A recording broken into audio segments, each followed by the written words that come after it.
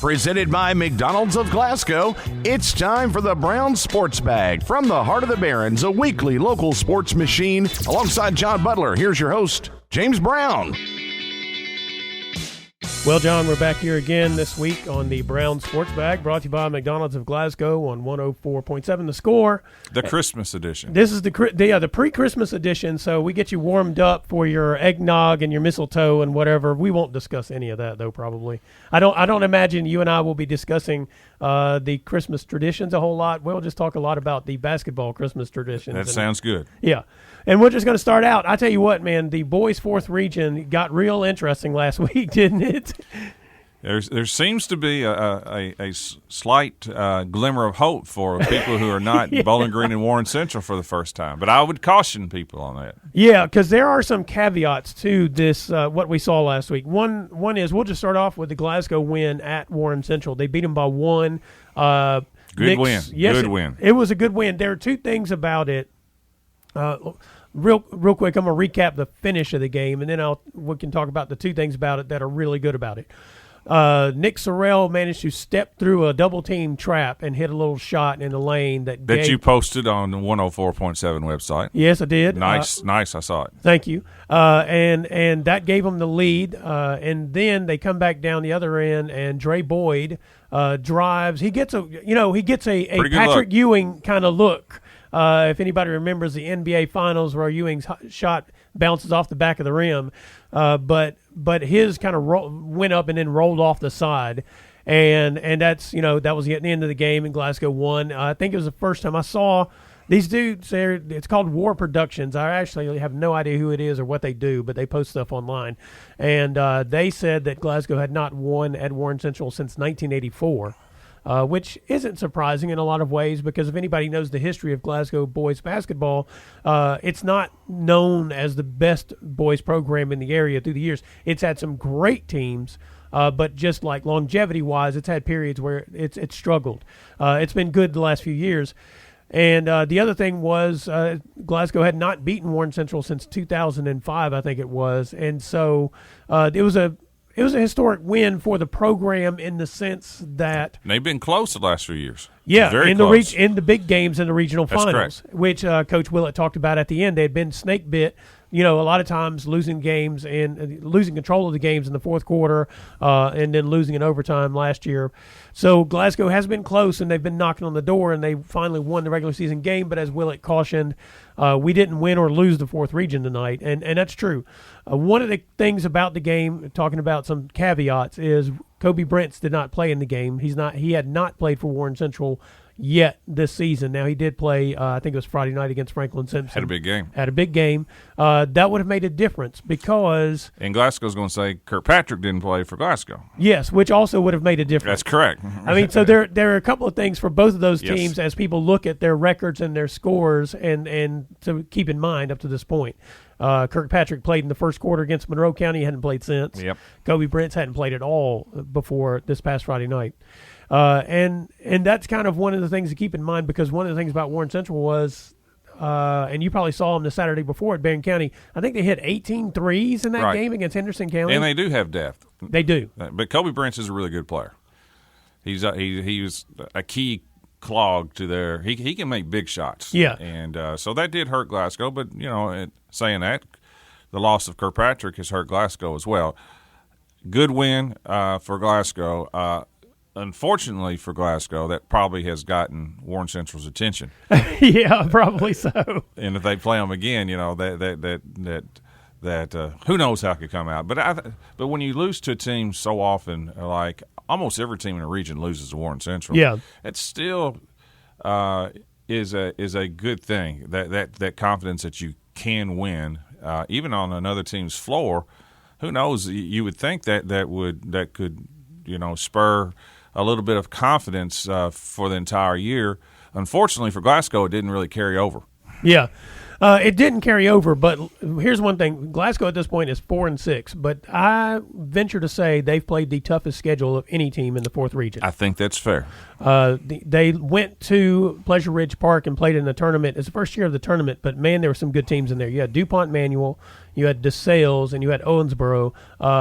DuPont, I mean, DeSales thinks they're so good, they went out to Stockton, California and played in a tournament early in the basketball season and did okay out there. So, I mean, that was a tough tournament. They also played Paintsville, which they did beat Paintsville. They lost the other 3 games.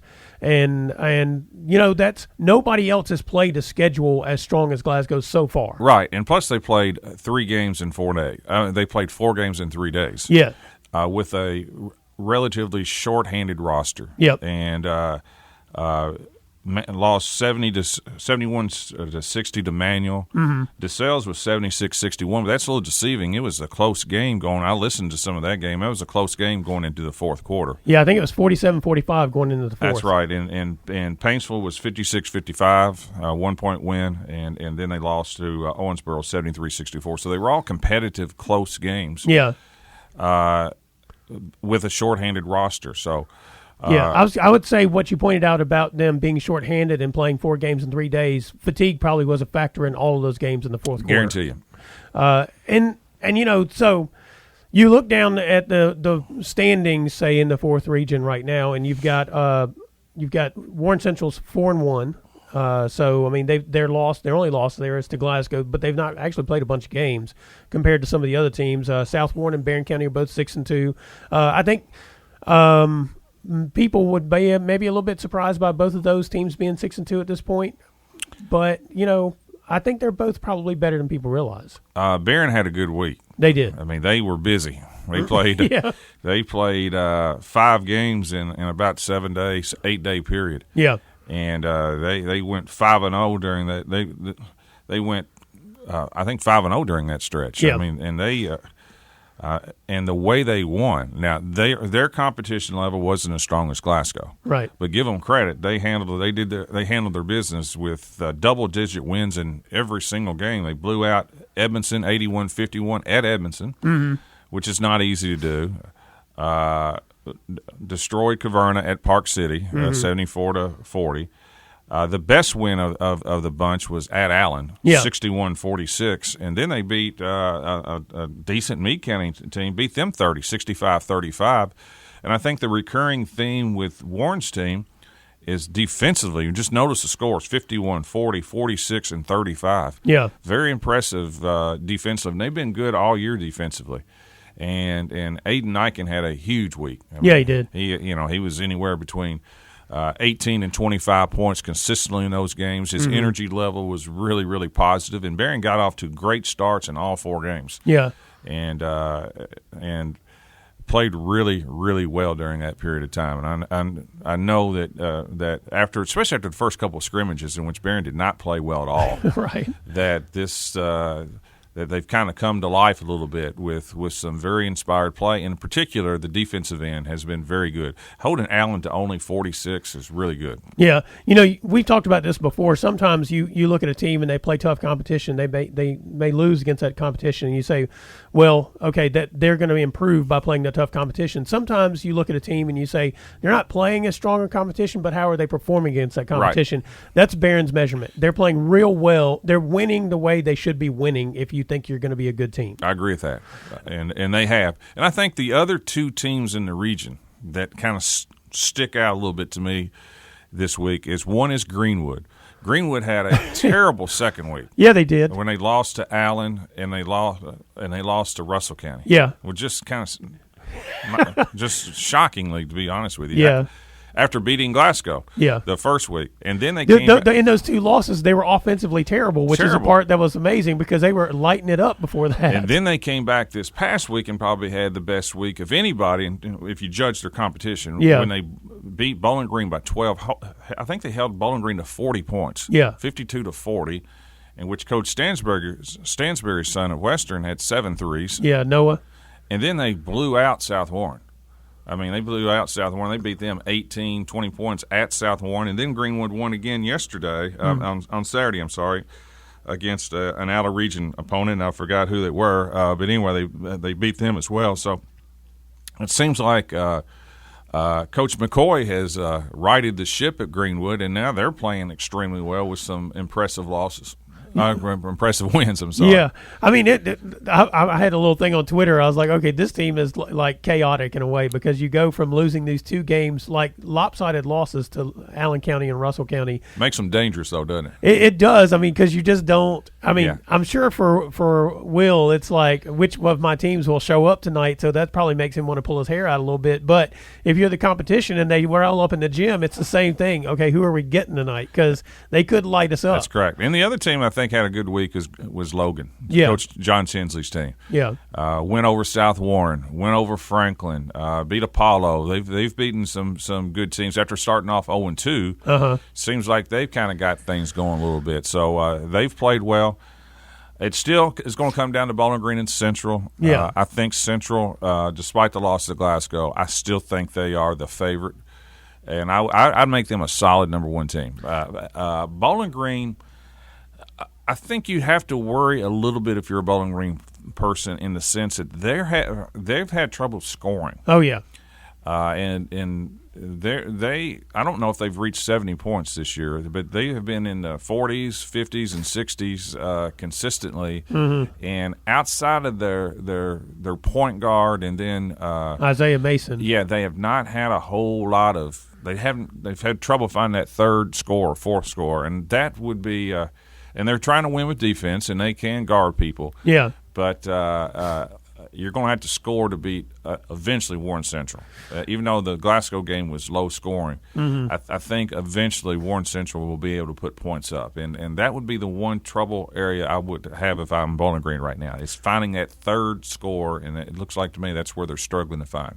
Yeah, going back to talking about the Warren Central, I mean, because it always, like you said, we'll always go through Warren Central, Bowling Green. I mean, Greenwood, maybe even South Warren have something to say about it this year. It's much deeper district. Yeah, but the difference between Bowling Green and Warren Central this year especially is, and last year I kind of thought this was the case too, the only consistent scorer, the only person you can put the ball in their hand for Bowling Green and say, go get us buckets, is Isaiah Mason. Yeah, and the point guard is he's a freshman. He's a sophomore. I think he's a good player. Yeah, he's a good player, but at the same time, he might be a little bit sketchy too sometimes. It's consistence-wise. But Warren Central, what they have is they have a lot of guys. And with Brent's out, they don't have a consistent shooter either, but with him back, they do. And the other thing, though, is they have so many people that both those teams play a similar style, and Bowling Green probably isn't going to change their style to try to slow Warren Central down when they meet up with each other, which means now you're letting all the other guys who can get up down the floor for Warren Central, they might not be able to shoot, but they can finish at the rim. You can make an argument after going into Christmas that Greenwood could be the second best team in the region, even though they've lost to Russell County and Allen County. Yeah, I mean, those are. You got to look at are their quality of wins? Does that outplace their quality of losses, bad losses? I don't. It's. But you're right. It is more wide open than I've seen it in a while. Yeah. With the one catch, I think Warren Central is still by far the team to beat, but it is 2 through 6 is much more wide open. Yeah, you can basically put those numbers with school names in a hat, toss them around, and pull them out. And any one of those probably would have a chance to win the region. Yeah, I agree with that. Melissa Brown Sports Bag brought to you by McDonald's of Glasgow. We'll be right back. Presented by McDonald's of Glasgow, it's back to the studio with James and John, the Brown Sports Bag.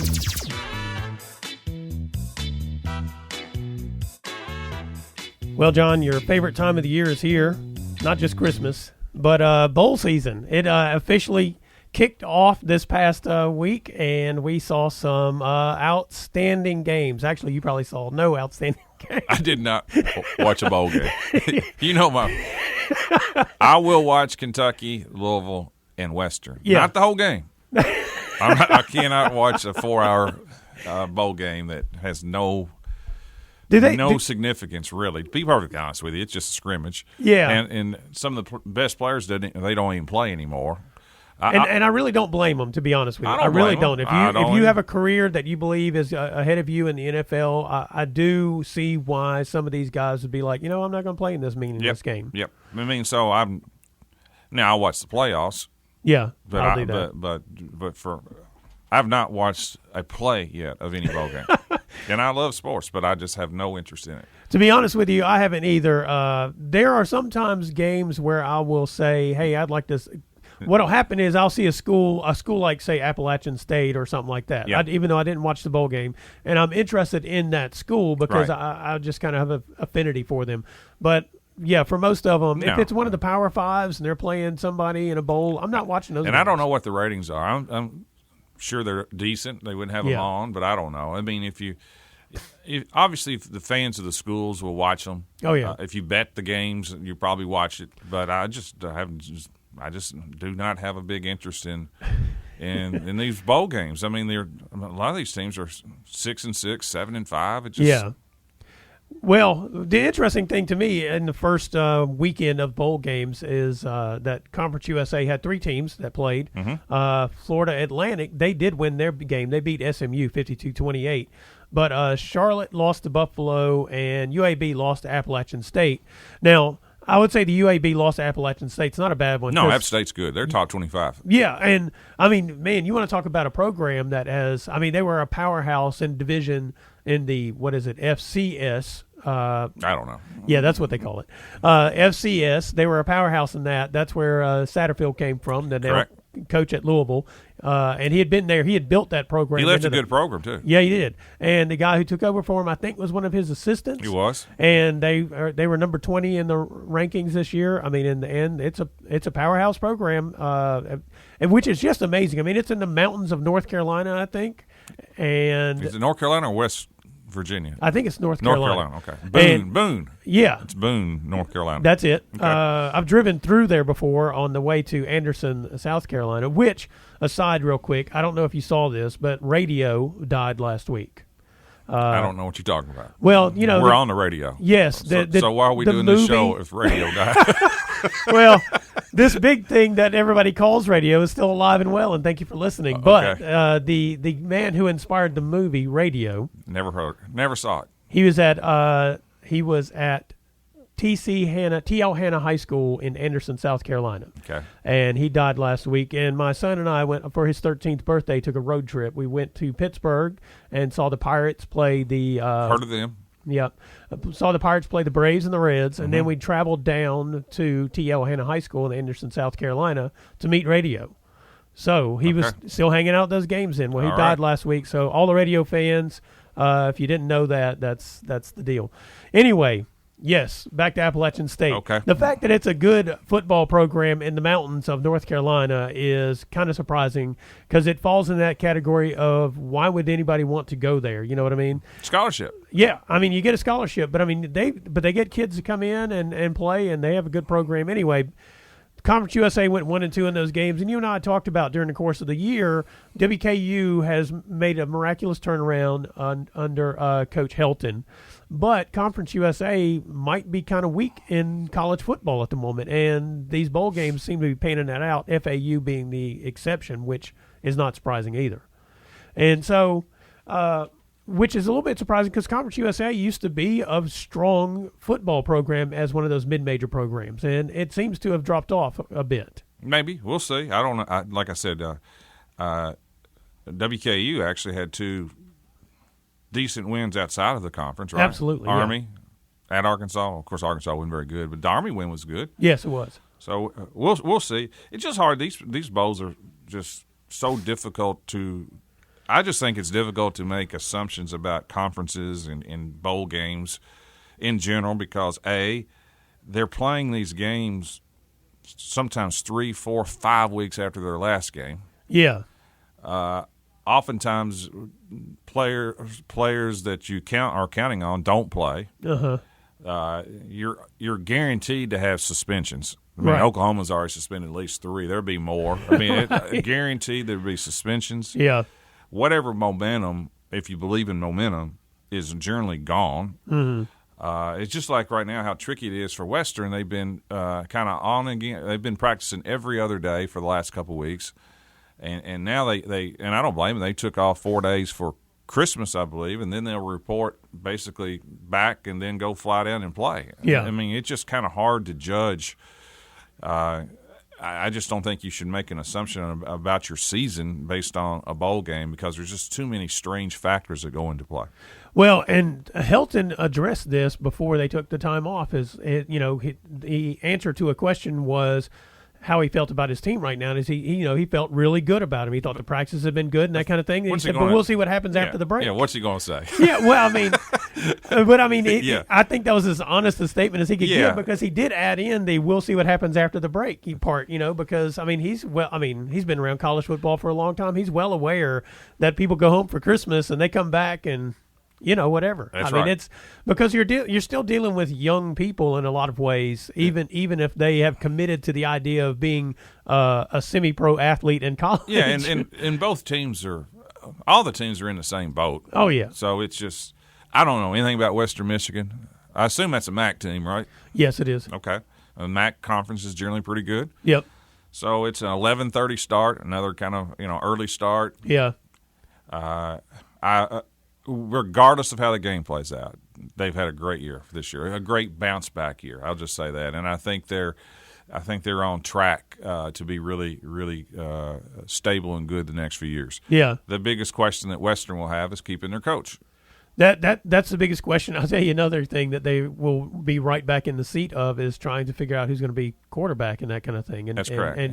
And trying to figure out recruiting in football is another just joke. I mean,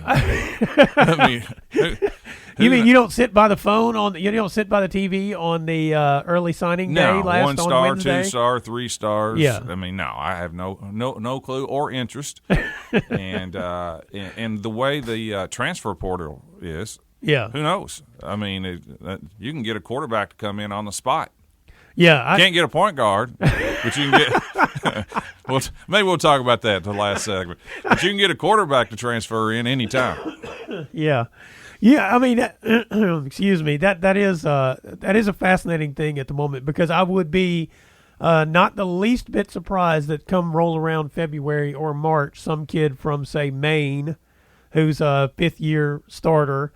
Shows up at WKU, not just Maine, but you take your pick. And especially to play quarterback, and especially at schools that have a reputation for having good quarterback play or a good offensive coordinator or a good head coach. And Helton clearly has that. Yeah. And why wouldn't you wait? If you're in a transfer portal, you can find the safe play for somebody that's transferring is you can kind of pick where you want to go, and if you wait to say, I don't know, March or April or even February, that coach is going to be there that year that you're coming into. Yeah, that's right. They're not leaving you. Yeah, you wait until the coach turnover happens, and then you pick where you're going to go. That's correct. And again, it's kind of like the players who don't play in the bowl game. I don't necessarily blame them, especially if you're a grad transfer. I mean, if you've been somewhere for 4 years and you've gotten your degree, I feel like you've paid your debt to that university, especially if you played sports those 4 years. You should be able to make a choice. I mean, if I was going to go to graduate school, I'd get to make a choice wherever I want to go. Yep. And I don't, that one I have the least amount of problem with, to be honest with you. I know a lot of people don't really like that, but I'm like, if you are going to graduate school and you're still going to play sports, going to graduate school is no easy task, true. Period. But a lot of these quarterbacks that are playing right now in the playoffs, 3 or 4, were not graduates. Oh, no, they just transfer. They just transfer. That's it. And so that's two different things. That's apples and oranges. Okay, real quick, we'll just address this again this week. We talked about it last week. But, it is still – I just can't get over the fact that Kenny Cooper basically does the same thing as Jalen Hurts. Yes. And the deal is Alabama says to Jalen Hurts, fine, go ahead, and we release you. We don't need you anymore. We don't need you. Go. And it says to me that whatever you say about Nick Saban's response is he really is there for players in the sense that if they're not finding what they need in his program, he's fine with it. True, you go somewhere but else. Alabama has a rich tradition and so many more players. Yeah, they get to make that choice. Than Lipscomb. Yeah, but still. Then Lipscomb does not I got another point guard just ready to jump in. I thought it was odd at the press conference that Western had, in which Coach basically came out and said that this is the reason why Kenny Cooper's not playing is that Lipscomb did not give the go ahead. Yeah, I didn't in high school in our state. the school in which the player leaves from doesn't have a choice. You don't really. There's no such thing as a release anymore. If you go, you go, and then the KSWSA will figure out whether or not it was for legitimate reasons. Well, now, but in somebody can file a complaint. You can complain. Right? That's correct. Yeah. Lipscomb didn't complain. They just didn't do anything. That's right. We're just like, which seems so petty in a way. Maybe. I mean, but the reason I say it seems so petty is because Kenny Cooper's just if you do not release him, he's not coming back to your school. I mean, and I get the idea of having to sit out a year, but my thing is, should that be up to Lipscomb or should that be up to the NCAA? That's the problem with the rule. There needs to just be some, I think, a little bit more. It's too arbitrary right now. Yeah. And that's the problem with the rule. And there needs to be if you're not a grad transfer, and he wasn't. No, he was not. Then his coach left. That's correct. So maybe that should be the rule. Yeah. Grad transfers, you can immediately play. If your coaches leave, you can transfer immediately play. Yeah. Things like it, but it shouldn't be. Once. That's correct. Because I think you've said that before. That's once. right. But it shouldn't be up to the school that you leave from. No. Because that just shouldn't. That shouldn't be the rule, because then it punishes the kid, because somebody can transfer from another school and be immediately eligible, and somebody that does the same thing is not. That's the problem. Yeah, but we do need rules. We do need rules. But so let's say Kenny Cooper stayed at Lipscomb, and some new coach comes in, he brings in a player from somewhere else, and that school releases him, and then that player takes Kenny Cooper's time at Lipscomb. What's Kenny Cooper supposed to do at that point in time? I'm not saying that happened. I'm just saying There's a hypothetical for you. So now you've paid loyalty to that school by staying there. But you were also given a David Lipscomb scholarship is not $1,000. I mean that's. Oh no, it's a good school. Yes. $30,000 a year. Yeah, but my point is that this coach now makes a decision that affects the player that stayed at the university. The university's not going to come in and tell that coach, man, he made a commitment to us. He stayed here. Mm-hmm. He needs to maintain his time. Right. Because the coach is going to make that decision, and that's the problem in so many ways. Is there's so many things that the player is outside of control of, and the university would have no say-so over, or wouldn't attempt to say over, and shouldn't. To be honest with you, nobody at Lipscomb should tell the new coach who should and shouldn't play. Right. Let's get that clear. But at the same time, that university then gets to make the choice of whether or not they want to take action on Kenny Cooper leaving their school to allow him to play somewhere else.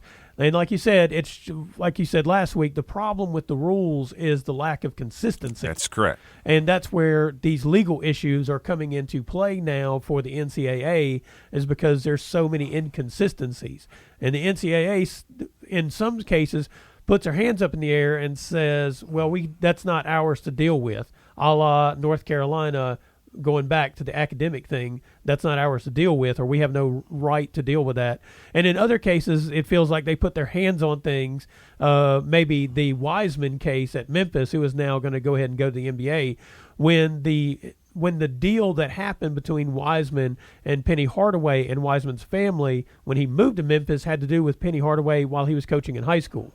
That agency in Tennessee, high school agency, probably should have taken action, not the NCAA, to try to go back and right that circumstance. I mean, it's just that. So it feels like they put their hands on the Wiseman situation in a very hard way, and then they take their hands off of the Kenny Cooper situation or the Jalen Hurts situation in a way. And that's why when you're fans of this and you look at it and you're like, none of this makes sense. That's correct, and that's the problem. Yeah, and that's the problem. But as you said, we need these organizations. The rules need to be more transparent and more to where we can understand what's happening.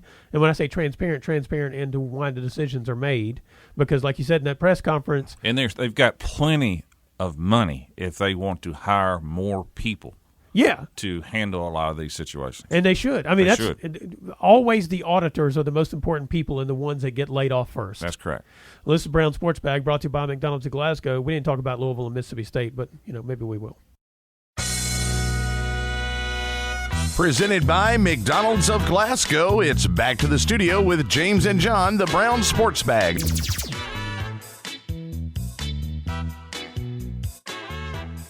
Well, John, the NFL season is at the penultimate week here, and that's pretty good because that means we know who all is going to be in the playoffs, save for a couple of teams. Couple of teams, that's right. In the AFC, I think we still are not sure about. Titans have a chance. They do. Pittsburgh has a chance. Although they tried to blow it yesterday. And Oakland has a minute chance. Yeah, which is just amazing because they've seemed like a hot mess the whole year, and you look up and you're like, wait a minute, they still have a shot to make the playoffs. I think Tennessee is by far the best of those three. Yeah, I'm with you on that. And I tell you what, a couple of things that are not surprising as the season closes out. One is the Patriots and Bills played Saturday night. The Patriots basically, they locked up. It was a close game. It was a close game, but how the Patriots won it was not the least bit surprising. I mean, basically by the end, they had frustrated Josh Allen into making bad throws. Had to come back and win. They did. They were down. Buffalo's solid, but defensively they're solid. They're solid. That's right. And Josh Allen is he's not bad. He's gotten better. He makes some plays. He's not the most accurate quarterback in the world, but playing in Buffalo is not the easiest place to play. No. I mean, it's a challenge to play, consistently bad weather and so forth.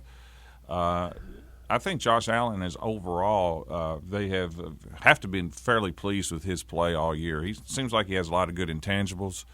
But New England winning at home in December, not a shocker. No. You know, the thing about Josh Allen is he had the one play where he got the first down. I think it was 4th and 1. And basically he broke 2 tackles and lunged across. And I can see why his teammates like him a lot. He fits in that category, sort of like Lamar Jackson. I mean, you're going to get the effort from him. I agree. And their teammates really love that part of them. And so those intangibles, as you mentioned, I mean, those things overcome some of the other shortcomings. Yeah, and they still have to get better offensively. He needs to get better, but they do need some a little bit. They're missing a piece here or there, but they're defensively very good. But it's not surprising that the Patriots that locked up the number 1 seed for them with that win. Number 2 seed, sorry, but they locked up the division with that win. Yeah, they're either going to be a 2 or a 3 seed. Yep. I guess the surprising thing as we get closer to the end of the season is the fact that the Baltimore Ravens have not fallen off. I'm sure at some point in time people kept expecting the Ravens, either because their defense at times was a little lax, or they keep expecting Lamar Jackson not to play well. Neither one happens. He's playing like he played at Louisville. Yes. I mean, he is dynamic. He dominated college football then. He's dominated the NFL. 36 touchdown passes. Yes. 6 interceptions. Yes. In addition to the 36 touchdown passes, he's running for over 10. Uh-huh.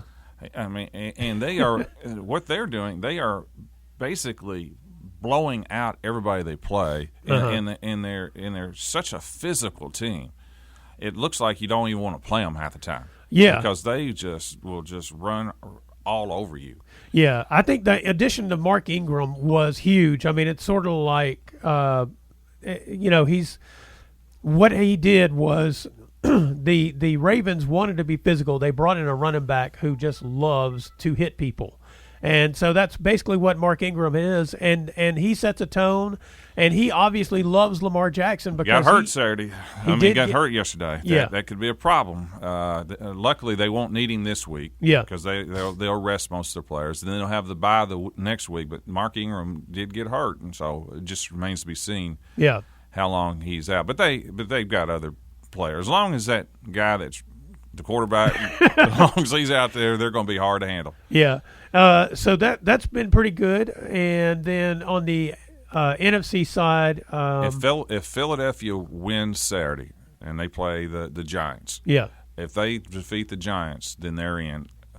If they lose and Dallas wins, Dallas gets in. Yeah, even though Philadelphia beat Dallas on Sunday and 17-9. Yeah, but they've split. Yeah, that's right. Right. And my take on that is neither one of those teams should be in the playoffs. I mean, at this point, they both are just. I don't know what either one of them are trying to do when I watch them play football. Well, Philadelphia doesn't. I mean, they're out of players. They only had 2 receivers, neither one of their top 3. Yeah, that's true. And their problem is injuries. They're just beat up with injuries, but they're finding ways to win. I don't know. Dallas is just a train wreck. I mean, they're healthy and just have not played good enough all year. They've got a lot of high-priced people on there. Yeah, they've signed a lot, and they've got a lot of people who want to be paid. but they certainly have not played like the team that people think is talented enough to win a Super Bowl. They're not even close to that. No, and the frustrating thing for them is one week you'll watch them and they're like, oh, they got it together. Yep. The next week you watch them and they're like, what happened? Yep. I mean, what could possibly go on in a week's time that they forget everything? I do think it's fair to say they have completely underachieved, and they are a mystery team. They're not a mystery in terms of me. I haven't. They've been just blatantly inconsistent all year. Yeah. I mean, I have zero confidence in them. They may play well and win, or they may just lay an egg, and they tend to lay more eggs than anything else. Yeah. I wouldn't be shocked if they lose to Washington. They probably won't. They'll probably beat Washington. But they have clearly been a disappointment. Yeah. I don't. Philadelphia has at least showed enough to me of Philadelphia's very well coached. Yeah, absolutely. And they have made it even. And you see this in the NFL all the time, where injury is just a part of it, and they get people you never heard of, and they'll play well, yeah. and so forth. And Philadelphia doesn't look like a very good team. They're probably not a great team, but who knows? They're going to get, if they win the division, they'll get a home playoff game, and they'll be hard to beat there. Yeah, that'll be a travesty. Meanwhile, I don't know. Do you think the Saints are the best team in the NFC? I think San Francisco is the best team. Even though they ended up losing on Sunday? San Francisco won. Oh, yeah, that's right. They beat the Rams. Yeah, that's right. They did beat the Rams. They ended up winning 34-31. That's what correct. The final was. I would have said that 2 weeks ago about San Francisco, but the last couple of weeks their defense has not played as well as it had been. Right. And that worries me a I little don't bit. trust New Orleans as well. I mean, they've got a great quarterback, great receiver. Yeah. But they've had some losses that just mind boggles to me. I Yeah. mean, Atlanta blows them out. Yeah. All of a sudden, but then the Falcons beat the 49ers, so the Falcons are kind of like one of those spoiler teams this year, apparently. Yeah. They can't beat anybody but the teams they shouldn't. Yeah. And they're 5-10. Right. I know. So,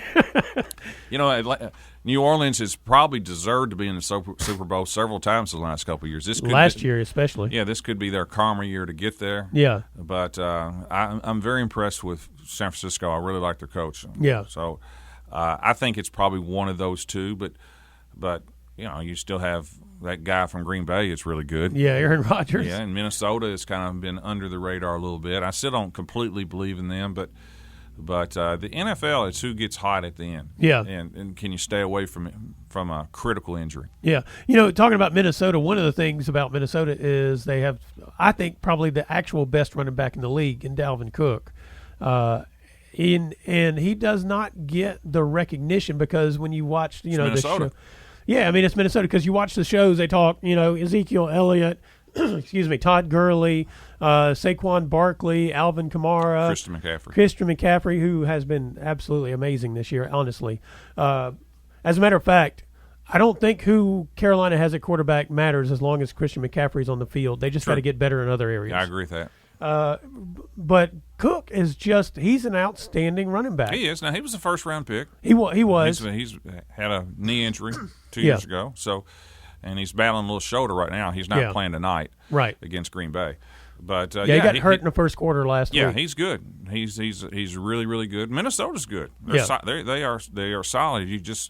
They don't have a lot of primetime games. Minnesota's just they've kind of a little bit under the radar, which can make them dangerous at times. Yeah. They have Green Bay at home tonight, so this will be a big game tonight. Yeah, and you mentioned this on the NFC side. So on the AFC side, I look at it like this.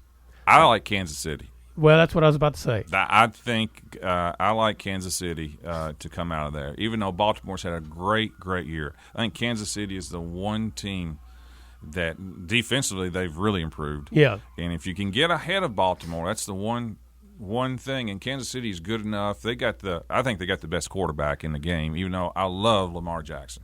I love Lamar, but I think Patrick Mahomes is the best player. The Ravens lost to Kansas City this year and in the playoffs last year is kind of an indicator that the one team they've not solved would be the Chiefs. They've not solved Patrick Mahomes in any way. Nobody has. Yeah, and like you said, I mean, the Chiefs have enough offense that they get a lead, and then a lot of the things the Ravens like to do, they can't do now. Though I love the coach at Baltimore. Oh, yeah. I mean, Andy Reid's good at Kansas City, but Jim Harbaugh is really good. Yeah, he is. He's very good, and I think there's three good teams. I'm quite confident in New England and who's not great this year, but you can't throw New England out. I mean, they're have the best coach in probably sports history. Yeah, and got a 6-time Super Bowl winning quarterback. They are incredibly dangerous, but I do like any team that comes out of the AFC. I think will be hard to handle in the Super Bowl because I like Baltimore, Kansas City, and New England. If I had to make a large wager, I would probably lean toward Kansas City. But Andy Reid's never won a Super Bowl yet either. Right. Well, and here's what I was going to say is that the way I look at the AFC is this. The Ravens can beat the Patriots because Lamar Jackson will make a play at some point in time. And as good as the Patriots are at solving other teams and making another team one-dimensional. They try to take away your strength. Yeah. Thus far, the Ravens seem to have things that the Patriots will have a hard time matching up with no matter what scheme they come up with. Yeah. Because the X factor, Lamar Jackson making a play on you at some point in time during the course of a game is going to be 100%. The question is the game even or the Ravens ahead at that point? Because if it is, they probably win. If they're behind. I agree. I just don't know if New England can score enough points to beat Baltimore. Right. I mean, New England will do a good enough job as anybody at limiting Baltimore. But Baltimore's still going to score. I don't know if New England can score enough points against Baltimore. Well, and so Kansas City can. Yeah, and so that's what I think. I think if it's the Ravens and Patriots, the Ravens win. If it's the Chiefs and the Patriots, I think the Patriots win. If it's the Ravens and the Chiefs, I think the Chiefs win. So it's matchups. It is, and which is not always the case in the NFL. Just because, usually your talent levels are so equal that it's more about schemes and coaching than it is actual and matchups and health. But in this case, I think that's the situation. I think the way these three teams match up with each other is critical. Right. Now, on the NFC side, I'm with you kind of on the Saints. I mean, they've been denied Super Bowls a couple of times in the last 4 years, I think it was, where I think they were the better team and something went wrong for them. And this might be the year that they managed to pull it off. Karma could be. Yeah. With Drew Brees' last couple years of his. Yeah, he's in a John Elway position. They win the Super Bowl, he retires. And they don't. He might come back. But I'm also with you that you've got Aaron Rodgers that can do something at any point in time. I mean, heck, you even have the Eagles, as beat up as they are. I'm with you. Their coach is really good, and they are a team that every year you're like, they're not very good this year, and then there they are. Yeah. And with Minnesota, it depends on whether Cook's 100% or not, and he won't be by the playoffs, and I think that hurts him a lot. Outside of that, I don't really. There's nobody else in the NFC that I'm really just like. Russell Wilson? Well, they're not playing very well right now. No, they're not. That was the team that lost yesterday. And they lost their running back, too. Yeah, I like Russell Wilson a lot, but otherwise I think the Seahawks are pretty bad. I think they've overachieved. Yeah. And I like the 49ers a lot, but I don't trust them yet either. Okay. I mean, as a matter of fact, if I were to put anybody that I actually trust in the playoffs, it'd be Drew Brees right now. Okay. Outside of that, I don't know. Well, this is Brown Sports Bag, brought to you by McDonald's of Glasgow. We'll be right back. Presented by McDonald's of Glasgow, it's back to the studio with James and John, the Brown Sports Bag.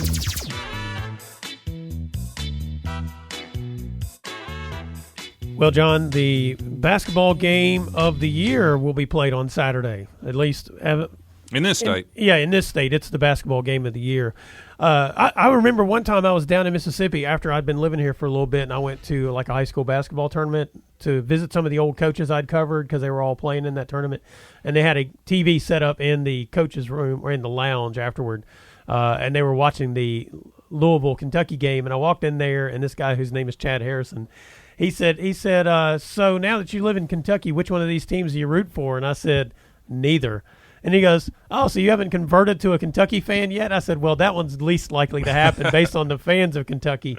And look, to be honest with you, this game right here, it still does not hold a whole lot of meaning for me. But I do kind of enjoy the back and forth that happens between the fans because it's awfully silly sometimes. Sure it is. But the game itself should be interesting, I think. But it's kind of hard to know at the moment. I think Kentucky's probably played a tougher schedule than Louisville. I think that's fair. Yeah, but Louisville has probably played better than Kentucky, even though the schedule hasn't been as strong. I think that's fair. And Louisville will probably – I haven't seen the rankings come out today. Louisville's probably – are they number 2 in the country? I'm sure Gonzaga will move up to number 1. Yeah, I'd say they'll be number 2. Yeah, because Kansas lost last week. Yep, so that's right. Louisville will be 2 or 3. I think Kentucky will stay in the top 25. They had 2 losses to Utah and Ohio State. They'll probably be 18, 19. You think they'll fall that far? That Utah loss is a pretty bad loss. The Utah loss is a bad loss. Yeah. Because Utah followed up that game with Kentucky, and they lost by 25 to San Diego State. Yeah. Hey, now San Diego State's a top 20 team. Okay. but I think Kentucky will stay in the top 25, but they're going to drop. I don't know how the game's going to go. This is a tough one. I think Kentucky might bounce back. It is at home. Yeah. And I think Kentucky's guards will the big key is going to be UK's guards. Yeah. They should cause Louisville's guards trouble because Louisville's weakness is at their guard play, especially their point guard play. And Kentucky's strength is the defensive pressure they can put on guards. Ashton Hagans is a tremendous defender. Yeah. The problem with Kentucky and everybody that knows Kentucky is not a very good shooting team. That's just the bottom line, and I don't know if they're going to become a good shooting team. It doesn't look promising at the moment. They rank like 300th in the country. Their best shooter is a kid that I think has to play, and that's Nate Sestina, the transfer from Bucknell. He had 5 threes the last game against Ohio State. But the game before against Utah, Kentucky was like 2 for 17. Outside of him making threes against Ohio State, I think they only made 2 as well. So it's a problem that I don't know if they got an answer for. Well, now, and it also adds to this question because you mentioned that the defensive pressure that their starting guards can put on other teams, but when they bring him in, does that not subtract? Well, he's from a forward. He plays a 4. So no, that's not. He's a. It doesn't really. It's not an offense for defense trade. No. And I just think he's got to be in. Because they only have 3 post players, and that's Manuels and Nick Richards, and neither one of those played very well at all in Vegas. Yeah. So I think Sestina has to play. He's been out with a wrist injury because he gives them a 3-point shooter that they desperately need. UK is now. Coach Cal's teams always get better. Yeah, always get better. We have this discussion every year. In December, we're like, "Is this the worst Kentucky team yet?" But shooting is a big problem. Louisville is defensively very good, very, very good, and they have they'll have the best player on the court in Jordan Nora. Yeah. The problem with Louisville is at times they go through some lapses offensively. Yeah. And I think Louisville overall is better than Kentucky, but at Rupp, who knows? And Kentucky coming off 2 losses, you have to think they'll be really ready to play. This should be a really good game, and if Kentucky can make enough threes, I think you have to give Kentucky a slight edge. Though I think Louisville on a neutral floor is probably a little bit better. You mentioned coming off the 2 losses. Also, they basically have a week to stew on the 2 losses. They do now. It's mandatory 4 days off. Yeah, in the NCAA. So I mean, between games they have 7 days. I think it is 8 days maybe between. 7 days between. But that's not going to help their shooting.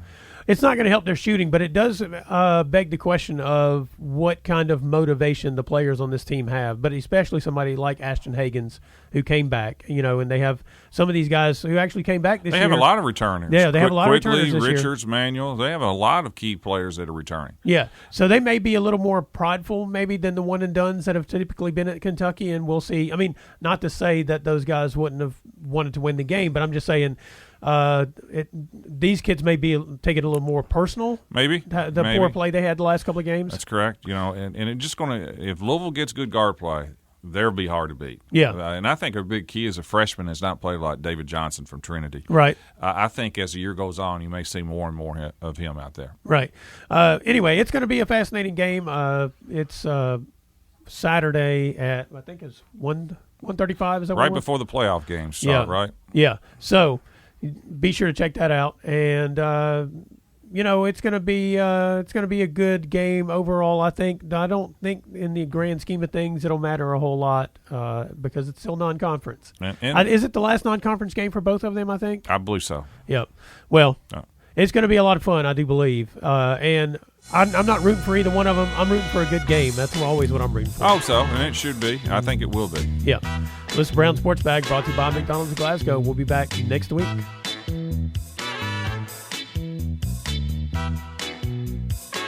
Thanks for listening, and be sure and join James and John once again next Monday at 4 for the Brown Sports Bag, a local weekly sports machine presented by McDonald's of Glasgow. Coming soon to your FM dial, this is Fox Sports Radio, WCDS Glasgow, AM 1230.